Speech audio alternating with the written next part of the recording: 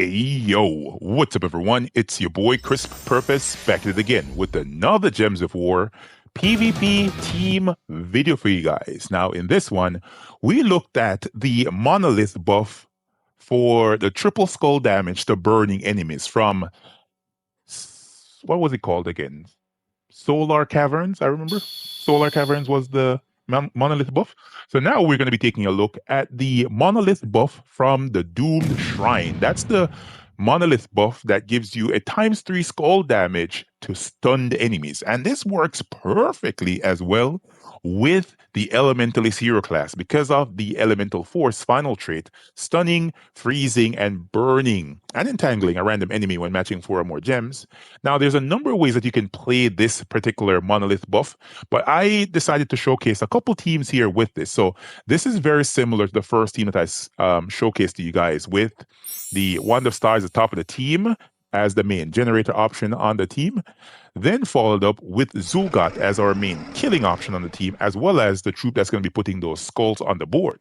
On this team, I have Obsidius here. Now, Obsidius is not the most meta troop right now because we have the Elementalist hero class, and Elementalist is able to do what Obsidius does, at least in a different way, but in a better way somewhat, because it not only stuns, but it also freezes and entangles and burns, the enemy troops. Obsidius, though, allows you to get a 4-time stun with the final trait, Earthquake, right? Stuns all enemies on 4 or 5 gem matches. A very solid troop to have on your team. There's a number of ways that you can play this. So this is the first team I'm going to take a look at here. Then I'll showcase another team right after this. So let's change the banner on this team. I want to go for a red and brown banner. Red, brown, minus yellow. There we go. We're using the gate banner here from the Hellgate faction. This is a +2 on brown, +1 on red. They were minusing yellow, right? So that is the only thing on the team that changed. Last time we had Enraged Kurundara here. Now we have Obsidius because we're gaining that ×4 stun. Now, Obsidius is very good. Let's hop into this battle and speak some more. So Obsidius is very good for whenever there are pesky traits on troops. So for example, Emberclaw is on the enemy team, or Takshaka is on the enemy team, or Pharaoh Khafro is on the enemy team.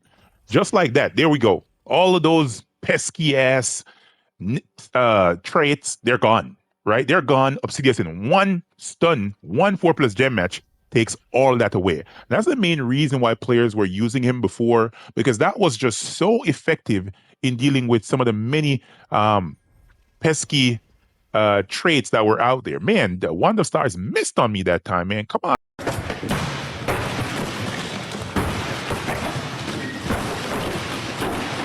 Bro, don't do that to me. I'm trying to record a video here. All right, let's see if we can get this sucker spell ready. Let's tease him with a skull. Let's see if he takes it. No, he did not. Now let's see if we can get some mana back to the 1 and cast it again. Hopefully the second time around it doesn't miss.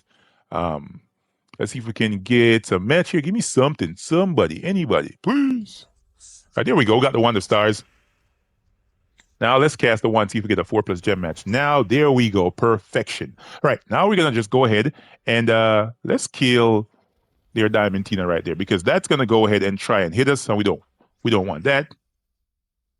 There we go. Triple skull damage to stunned enemies, a potent option. Let's go into one more fight. Hopefully it's a little bit quicker. And the 1 doesn't miss this time. I really want to showcase the speed of how you're able to take down some of these enemy teams with this team composition. Let's go. Leprechaun, almost ready to go. Let's cast a 1. Hopefully get a 4+ gem match. There we go. Entire enemy troops are stunned. Only troop is not stunned is Catharis. And we gun him down just like that, man. Gun him down real quick. There we go. We killed off Tina. Look how quick that is and how effective that is. I'm playing right here in Central Spire, and that Doomed Shrine triple skull damage to stunned enemies. That monolith buff is potent as hell. So as I said before, there's a number of different ways that you can play this. So for example, if you do not want to put Obsidius on your team, you can go down to Elementals, right?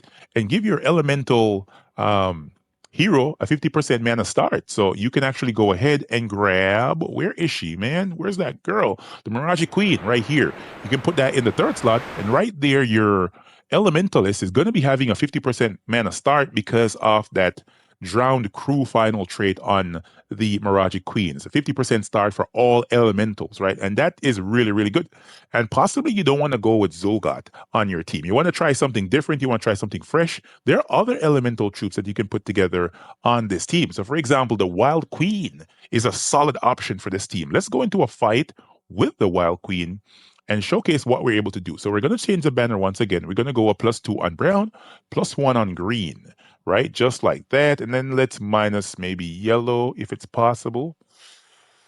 Yellow minusing possible. All right, let's go with the packs banner right here, the hunting pack warbands banner. It's a +2 on green or +1 on brown. Then we're minusing yellow because only the Wand of Stars uses yellow, and it already uses all the other mana colors. This is the 3 trophy fight in Central Spire PvP. Right, let's match that 4+ gem match. Get them suckers stunned up. Get them entangled. Cast my Leprechaun. Everybody spell ready. Now let's go ahead and rip off the attack from these enemy troops. Man, the Wild Queen is devastatingly strong. Took away all his attack in no time. He just skulled them down here. It's so easy. Like, look at that. Of course, those troops have a lower stat level in comparison to me, but nonetheless, destroying them. All right, let's go. Goodbye, sir. Have a good one. All right, let's rush into another fight here with the same team. Hopefully, we find something that's a little bit stronger, a little bit more potent, because there's still another option for Central Spire with this monolith buff that is still very, very solid. Let's go ahead and cast a wand. Got the Wild Queen going. Now let's rip off their attack here.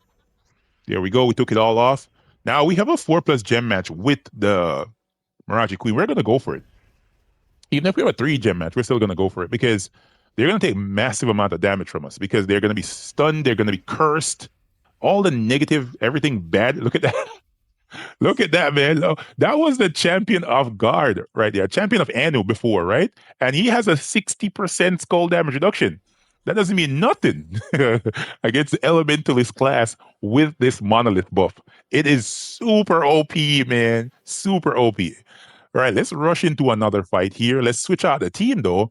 We're going to go down the elemental route once again, right? So let's go down to elementals here, and we're going to grab a troop that I haven't seen much of in PvP, which is the Foxglove.